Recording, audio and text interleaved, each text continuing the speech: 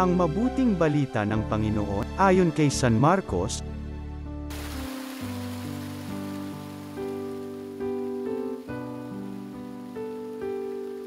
Noong panahong yun, sinabi ni Jesus sa mga tao, "Sinisindihan ba ang ilawan para itaguo sa ilalim ng takalan, o kaya'y sa ilalim ng higaan? Hindi ba upang ilagay sa talagang patungan? Walang natataguo na di malalantad at lihim na di mabubunyag. Ang may pandinig ay makinig." At idinugtong pa niya, "Unawain ninyong mabuti ang inyong naririnig. Ang panukat na ginamit ninyo ay siya ring gagamitin sa inyo ng Diyos at higit pa. Sapagkat ang mayroon ay bibigyan pa, ngunit ang wala, kahit ang kakaunting nasa kanya ay kukunin pa." Ang mabuting balita ng Panginoon.